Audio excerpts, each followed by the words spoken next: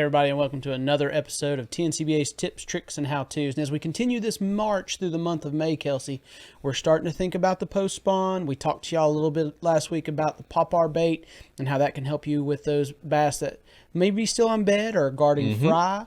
We're going to talk to you a little bit more about a bait that is really good for those fish that are coming off bed or that are guarding fry there. It's very good around the post-spawn. And it's another subtle technique, yes, but it's a fun one to fish, and that, guys, is the floating worm. And Kelsey, your favorite floating worm is the Danny Joe's original floating worm. The original floating worm. So, guys, Kelsey's going to talk to us a little bit. Him and his dad love this technique. They have had some great days down on Douglas and stuff with this technique. I mean, everywhere around here, yeah. And anywhere you go throughout the country, a floating worm will catch fish, especially in that post-spawn time. So, Kelsey, talk to us a little bit, first of all, about your setup and what you like to do with the floating worm and just those basics. Okay, so if you go back to our last video where we were talking about the popper, I'm still throwing it on that 6.6 rod with braided line. And I'll go either between a 2-aught hook or a 1-aught hook. And the reason being is how fast I want that bait to sink.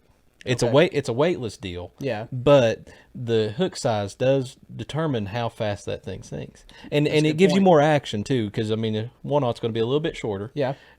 Versus the 2-aught. And I just use a straight shank worm hook. Right. But that's a very good point about that hook size. And there's some other things we'll talk about as we go on into the summer and stuff. That hook size and stuff plays a big role in that fall rate. So a 1-aught or 2-aught, all right? Yeah, and as far as, like I said, rod setup's same as the last one. I still throw it on braid because it's one of those things that you're going to be around tight cover a lot of times, or around a lot. This is a great bait to throw around timber. I mean, it's really good to throw around that type of stuff. Or as you think later on in the year, getting up to Guntersville when we go down there, throwing it around grass. Yeah, that is one of those baits that we have loved down there. It comes to that grass really, really well. But like I said, 1-aught, 2-aught hook, and if you look how I have it hooked up, you want to make sure that where your knot will be in your hook, or where you tie on, you want to make sure that that is completely inside the top of that worm, because that's going to determine how your action is. Yeah, if you keep that knot exposed, it's going to influence how this bait kind of darts and moves back and forth for sure. Like I said, you're just twitching that bait, so it's a lot of erratic action. It's moving all over the place. So you want to make sure that you have that covered, because it will influence how that bait works. Right. And it'll also nose it down.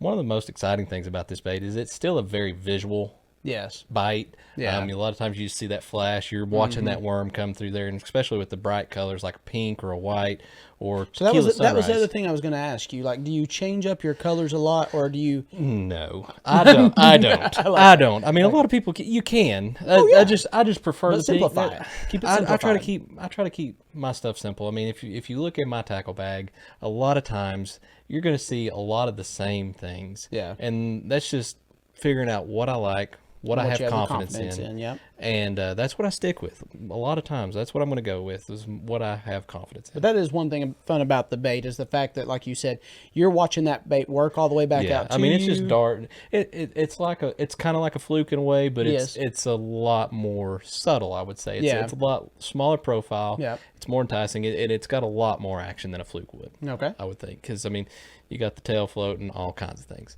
But like I said, getting around cover, getting it around grass, things like that, you're just twitching that bait along, keeping it just a few inches under the surface of the water. So do you ever work it deeper, or is it pretty much going to be in that like 0 to 1, 2 foot range?